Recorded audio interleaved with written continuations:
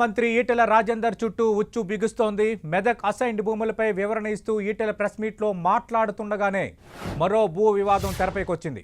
దేవరయాంజల్ సీతారామస్వామి భూములను ఈటెల ఆక్రమించారనే ఆరోపణలు ఉన్నాయి. ఆ భూముల ఆక్రమణలపై నలుగురు ఐఏఎస్లతో విచారణ కమిటీ ఏర్పాటు చేసింది ప్రభుత్వం. పంచాయతీరాజ్ కమిషనర్ రఘునందన్ రావు ఆధ్వర్యంలో కమిటీ విచారణ జరపనుంది. 9 అంశాలపై విచారణ జరిపి నివేదిక ఇవ్వాలని కమిటీకి సీఏ స్పష్టమైన ఆదేశాలు జారీ చేశారు. దేవరాంజిల్లో మొత్తం 1521 ఎకరాల ఆలయ భూములు ఉన్నాయి. ఈటలతో పాటు ఆయన అనుచరులు దేవాలయ భూములు ఆక్రమించారని ప్రభుత్వానికి ఫిర్యాదులు అందాయి. 1000 కోట్ల రూపాయలకు పైగా దేవాలయ భూములు ఆక్రమించుకున్నట్లుగా ప్రభుత్వం గుర్తించింది. దేవాలయ భూముల్లో అనుమతులు లేకుండా నిర్మాణాలు చేపట్టినట్టు గుర్తించారు.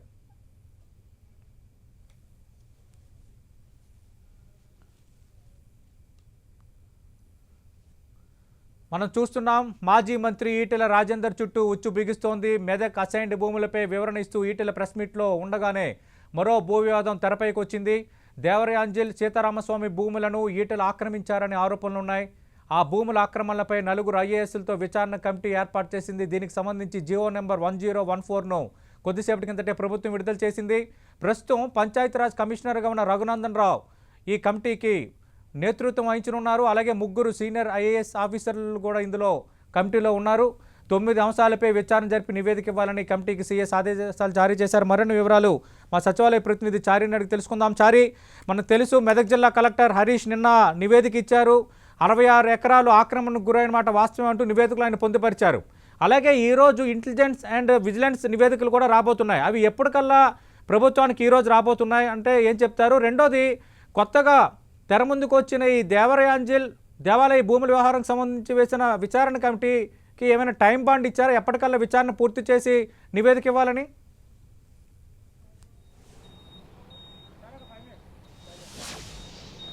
మొత్తానికి తెలంగాణ రాష్ట్ర ప్రభుత్వం తాజాగా మరొక జీవన విడుదల చేసింది. అయితే ఒకవైపు మేడ్చల్ జిల్లా దేవరయాంజల్లోని శ్రీ సీతారామ టెంపుల్కి సంబంధించిన భూములు ఆక్రమణలకు గురయ్యాయి, కబ్జాలకు గురయ్యాయి అనే ఆరోపణలపై పూర్తిస్థాయి విచారణ చేపట్టాలంటూ జీవో ప్రభుత్వం విడుదల చేసింది. ప్రత్యేకంగా 4 సభ్యులతో కూడిన ఒక కమిటీని నియమించింది. పంచాయతీరాజ్ శాఖ కమిషనర్ గా ఒకవైపు రఘునందన్ రావు దీనికి టీం లీడర్ గా ఉంటారు. మరో 3 కలెక్టర్లు ప్రశాంత్ జీవన్ పాటిల్, అదేవిధంగా భారతీ హోలికేరి, శ్వేతా మహాంతి, ఈ 3 కలెక్టర్ల నేతృత్వంలో ఈ ఒకవైపు కమిటీ విచారించబోతోంది. దీనికి సంబంధించి విచారణను వేగంగా డీటెయిల్డ్ గా చేయాలని చెప్పేసి కూడా ఈ ఆదేశాలు జారీ చేశారు. సీఎస్ సోమేష్ కుమార్ ఈ మేరకు జీవో విడుదల చేశారు.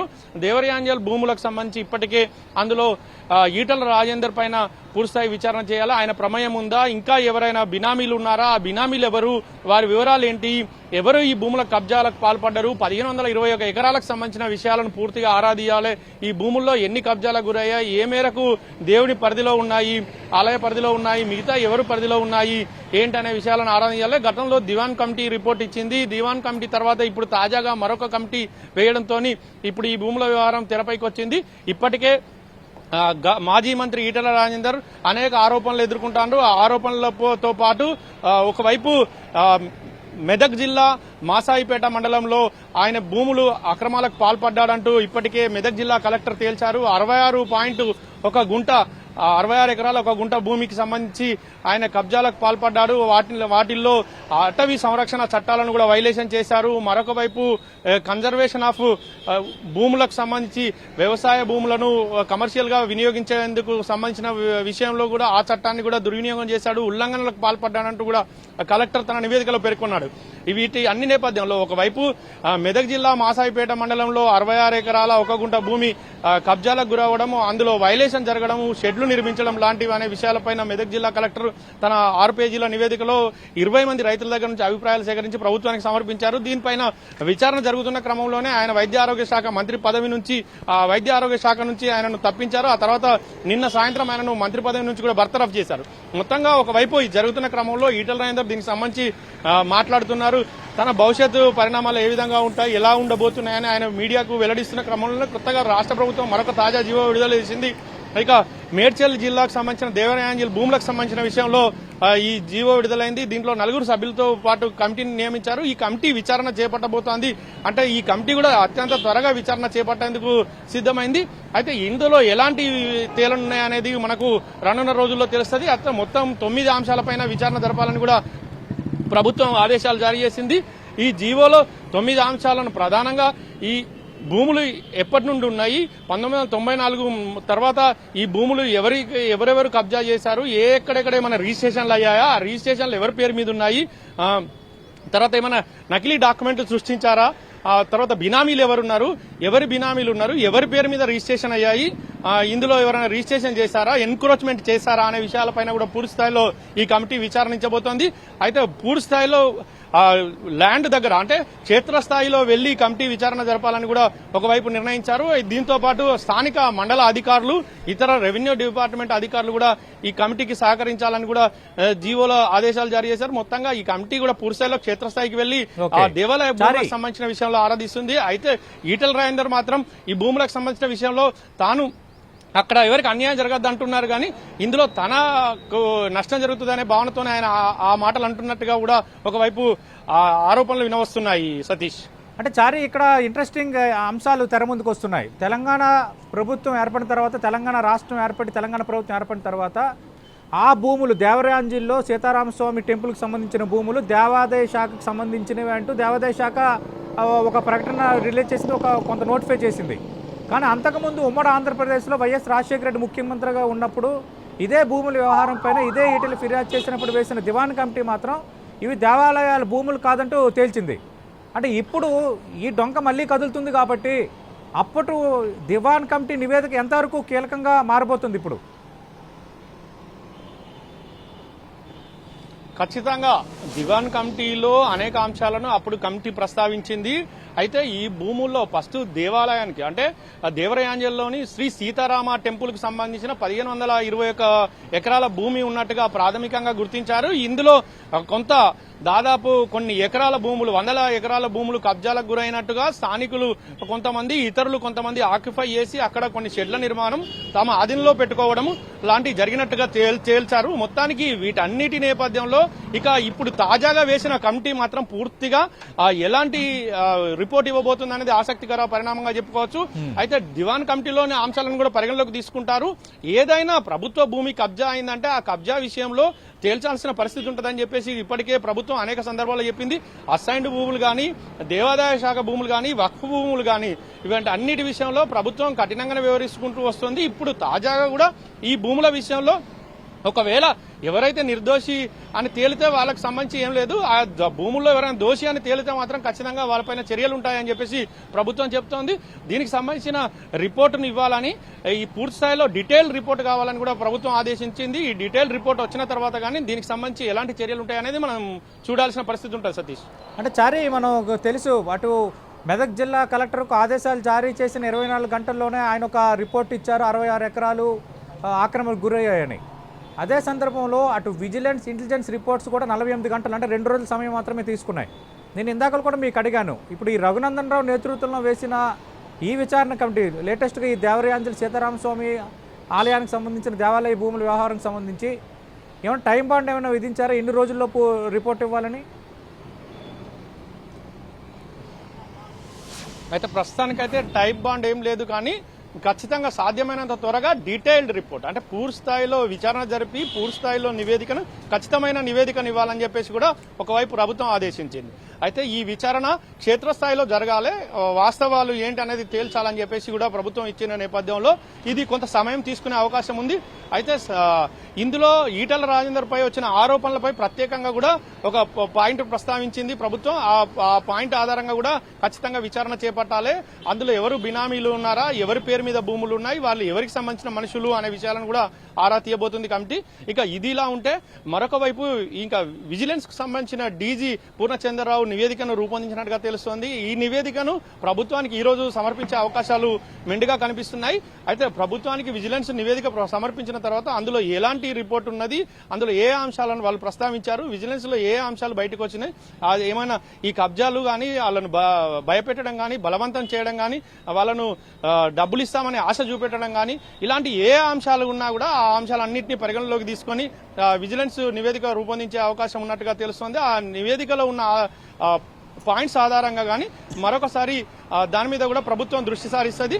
పూర్తి స్థాయిలో దాని మీద దృష్టి సారించిన తర్వాత ఎలాంటి చర్యలు ఉంటాయనేది మనకు భవిష్యత్తులో తెలియనుంది సతీష్. అంటే మీ అంచనా ఏంటి? అటు అసైన్డ్ భూములను ఆక్రమించడం కానీ, ఇప్పుడు లేటెస్ట్గా తెర ముందుకు వచ్చిన దేవరయాంజల్ దేవాలయ భూముల ఆక్రమణకి సంబంధించి కానీ, అంటే ఎలాంటి చర్యలకు ప్రభుత్వం ఉపక్రమించవచ్చు? ఒకవైపు మాజీ మంత్రి ఈటల రాజేందర్ పలు చోట్ల అక్రమాలకు పాల్పడ్డాడంటూ ఆరోపణలు, అక్కడ మెదక్ జిల్లా రైతులు ఏకంగా ముఖ్యమంత్రికి ఫిర్యాదు చేయడం, తాజాగా కూడా కాంగ్రెస్ పార్టీకి చెందిన నేత కౌశిక్ రెడ్డి కూడా అనేక ఆరోపణలు చేస్తూ ఆయన పైన ఒక రిపోర్టు కూడా విడుదల చేశారు. వీటన్నిటిపైన కూడా సిబిఐ చేత విచారించాలని కూడా ఆయన డిమాండ్ చేశారు. ఇక ఏసీబీ మరొక ఇతర అధికారులు కూడా ఇన్వాల్వ్ కావాలని కూడా ఆయన డిమాండ్ చేశారు. ఇవన్నిటి క్రమంలో అసలు ఎక్కడెక్కడ తప్పులు జరిగాయి, నేను ఆధారాలు ఇస్తాను, నేను ప్రభుత్వానికి ఫిర్యాదు చేస్తానంటూ కౌశిక్ రెడ్డి బహిరంగంగా మీడియా ముందు వివరించారు. దీంతో ఇవన్నిటి ఆధారంగా ఎక్కడెక్కడ వైలేషన్స్ జరిగాయి, ఎక్కడ భూములు ప్రభుత్వ భూములు గాని, అసైన్డ్ భూములు గాని, ఇతర సీలింగ్ భూములు గాని కబ్జా చేశారా, ఆ కబ్జా ఎక్కడ జరిగింది, దుర్వినియోగాలు చట్టాలు ఎక్కడ ఉల్లంఘనకు గురయ్యాయనే విషయాలపైన మొత్తం పూర్తిగా ఆరాధియబోతున్నారు. ప్రభుత్వం పూర్తిస్థాయి ఆరాధించిన తర్వాత ఇంకా తదుపరి చర్యలు. ఇప్పటికే ఒకవైపు ఆయన మంత్రివర్గం నుంచి ఆయనను బర్తరఫ్ చేయడము, ఆయన మొదట పోర్టుపోలియోని తొలగించిన ఆయన మంత్రివర్గం నుంచి బర్తరఫ్ చేయడం, ఇక తర్వాత తదుపరి చర్యలు కేసుల ఆధారంగా ఎలాంటి చర్యలు ఉంటాయనేది, ఆ కేసుల ఆధారంగా ఆ చర్యలు జరగబోతాయని చెప్పేసి కూడా ఒకవైపు రాజకీయ వర్గాల్లో కానీ ఇతర వర్గాల్లో చర్చ నడుస్తోంది సతీష్. అంటే చారి ఈరోజు ఈటెల రాజేందర్ మాట్లాడుతూ గతంలో ఆయన పౌర సరఫరాల శాఖ మంత్రిగా వ్యవహరిస్తున్నప్పుడు కూడా ఒక వివాదం తెర ముందుకు వచ్చిందన్నారు. అసలు ఏం జరిగింది అప్పుడు? ఆ వివాదాన్ని ఇప్పుడు ఆయన ప్రస్తావించడాన్ని ఏ విధంగా చూడాలి? ఆరోపణల వ్యవహారాన్ని పౌర సరఫరాల శాఖలో సంబంధించిన విషయంలో ఆయనపై ఆరోపణలు ఉన్నాయి. అందులో ఒక స్కామ్ జరిగిందని ఇప్పటికే బయట చర్చ జరుగుతోంది. అది ఏ స్కాము, ఏ విధంగా జరిగిందనే విషయాలు మాత్రం ఇంకా పూర్తిగా రాలేదు. అయితే ప్రభుత్వము దీన్ని కూడా సుమోటోగా తీసుకొని ప్రభుత్వం విచారణకు ఆదేశిస్తే అందులో ఏం జరిగిందనేది బయటపడే అవకాశం ఉంది. అయితే నేరుగా కేవలం ఈటల రాజేందర్ తన సన్నిహితుల వద్ద సివిల్ సప్లైకి సంబంధించిన విషయాన్ని కూడా ప్రస్తావిస్తారు. ప్రభుత్వం దీనిపైన కూడా దృష్టి పెడుతుంది అని చెప్పేసి చెప్పడం వెనుక అర్థం ఏంటిది, అంతర్యం ఏంటిది అనే విషయాలపైన కూడా బయట చర్చ జరుగుతుంది. అయితే ఒక క్రమంలో ఈ చర్చ జరుగుతున్నప్పటికీ ప్రభుత్వం ఈ అంశాన్ని పరిగణలోకి తీసుకొని ఒక ఎంక్వైరీ చేసి విచారణ జరిపిస్తే గానీ దాంట్లో వాస్తవాలు వెలుగు చూసే అవకాశం ఉన్నాయి. అయితే విచారణ ఈ ఆరోపణలు ఎంతవరకు సమంజసం, ఈటల రాజేందరే తనపై ఇలాంటి దానిపైన కూడా చేయొచ్చు అని కూడా ఆయన అభిప్రాయపడడం వెనుక ఆంతర్యం ఏంటి అనేది కూడా చర్చ జరుగుతుంది. ఒకవేళ అలాంటి ఆరోపణలు నిజమై ఆ ఆరోపణలు వస్తున్నాయని కూడా ఆయన కూడా అంటున్నారు. అందులో ఎంతవరకు వాస్తవం ఉన్నది అని తేలాలంటే దానిపైన కూడా విచారణ కమిటీ వేయాలి. విచారణ కమిటీ వేసి విచారణ చేపట్టాలని కూడా టీఆర్ఎస్ శ్రేణులు కొంతమంది అంటున్న పరిస్థితి. సతీష్ రైట్ సారీ, మరికొద్దిసేపట్లో మరిన్ని అప్డేట్స్ మీ దగ్గర నుంచి తీసుకునే ప్రయత్నం చేస్తాను. ఈటెల చుట్టూ ఉచ్చు బిగుస్తోందా? ప్రస్తుతం జరుగుతున్న పరిణామాలు చూస్తే అలాగే అనిపిస్తోంది. అటు ఆల్రెడీ మెదక్ జిల్లా కలెక్టర్ 66 ఎకరాల ఆక్రమణకు గురైందంటూ ఒక రిపోర్ట్ ఇచ్చారు. ఈరోజు అలాగే ఇంటెలిజెన్స్ అలాగే విజిలెన్స్ నివేదికలు కూడా ఈరోజు ప్రభుత్వానికి శాఖలు సమర్పించబోతున్నాయి. అదే నేపథ్యంలో మరొకసారి అటు రఘునందన్ రావు, పంచాయతీరాజ్ కమిషనర్ రఘునందన్ రావు నేతృత్వంలో మరో 3 ఐఏఎస్లతో వేసిన కమిటీ దేవరయాంజిల్లో 1521 ఎకరాల దేవాలయ భూముల ఆక్రమణకు సంబంధించి విచారణ చేపట్టబోతోంది. అలాగే ఈరోజు మీడియా సమావేశంలో గతంలో పౌర సరఫరాల మంత్రిగా ఉన్నప్పుడు కొన్ని ఆరోపణలు వచ్చాయన్న అంశాన్ని అటు ఈటెల ప్రస్తావించారు. అంటే త్వరలో దానిపైన కూడా ఏమైనా విచారణ జరగబోతుందన్న సమాచారం ఏమైనా ఈటెలకు ఉప్పొందిందా, లేదంటే యథాలాపంగా గతంలో ఉన్న అంశాన్ని ప్రస్తావించారనేది దీనికి సంబంధించి కూడా మనకి సాయంత్రంలోపు క్లారిటీ వచ్చే అవకాశం ఉందన్నది ప్రభుత్వ వర్గాల నుంచి వినిపిస్తున్నమాట. అసలు ఈ దేవరయాంజిల్ భూ వివాదం ఏమిటి, దేవాలయం పేరు మీద భూములు ఎలా వచ్చాయి, ఎన్ని ఎకరాలు ఉన్నాయి, ఇందులో కబ్జా గురైన భూములు ఎంత అన్న అంశాల చుట్టూ చర్చ జరుగుతోంది. మనం డీటెయిల్డ్గా వివరాలు చూస్తే మేడ్చల్ జిల్లా షామీర్పేట మండలంలో దేవరయాంజిల్ గ్రామం ఉంది. దేవరయాంజిల్లో సీతారామచంద్రస్వామి ఆలయానికి మాన్యాలు ఉన్నాయి. ఆలయం పేరిట 1521 ఎకరాల దేవుడు మాన్యాలు ఉన్నాయి. ఇక viceroy and governor general of India ద్వారా రావ్ బహదూర్ బిరుదును పొందిన రామిని పుల్లయ్యకు నిజాం భూమి రాసిచ్చారు. దేవాలయం పరిసర ప్రాంతాల్లో విస్తరించి ఉన్న 1521 ఎకరాల భూమిని ఇనాంగా ఇచ్చారు. అయితే ఆ తరువాత కాలంలో దేవాలయానికి ఆ భూమిని పుల్లయ్య రాసిచ్చినట్లుగా రికార్డులు చెబుతున్నాయి. అయితే 1976 నుంచి క్రమంగా కబ్జాదారుల చేతుల్లోకి ఈ భూములు వెళ్ళాయి. ఆలయ భూముల రిజిస్ట్రేషన్లపై నిషేధం ఉన్నా కొంతమంది కబ్జాదారులు రిజిస్ట్రేషన్లు చేసుకున్నారు. అయితే ఒక వ్యక్తి లోకాయుక్తలో ఫిర్యాదు చేయడంతో మేల్కొన్న దేవాదాయ శాఖ సర్వే చేసింది. ఆ భూములు ఆలయానివేనంటూ నివేదిక ఇచ్చింది. సర్వే నెంబర్ 55 నుంచి 63 వరకు, 212 నుంచి 218 వరకు ఆలయ భూములు ఉన్నాయని, అలాగే సర్వే నెంబర్ 513 నుంచి 586 వరకు, 639 నుంచి 699 వరకు, 700 నుంచి 737 వరకు ఉన్నట్లుగా గుర్తించారు. ఈ మొత్తం సర్వే నెంబర్లలో సుమారు 1461.19 ఎకరాల స్థలం ఉన్నట్లు రికార్డులు చెబుతున్నాయి. అయితే ఎండోమెంట్ రికార్డుల్లో మాత్రం 1500 ఎకరాల వరకు ఉన్నట్లుగా నమోదై ఉంది. ఈటెల కుటుంబం పేరిట దాదాపు 6.5 ఎకరాలకు పైగా దేవరయాంజలి భూములు ఉన్నట్లుగా ఆరోపణలున్నాయి.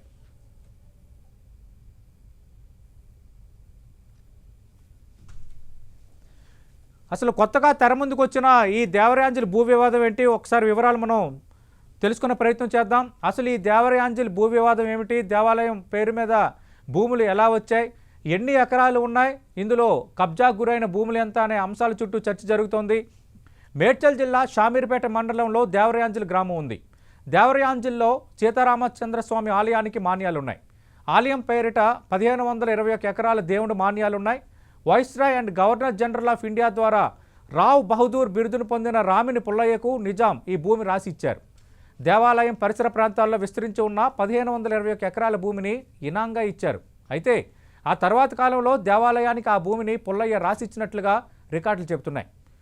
ఇక 1976 నుంచి క్రమంగా ఇవి కబ్జాదారుల చేతుల్లోకి వెళ్ళాయి. ఆలయ భూముల రిజిస్ట్రేషన్లపై నిషేధం ఉన్నా కొంతమంది కబ్జాదారులు రిజిస్ట్రేషన్లు చేసుకున్నారు.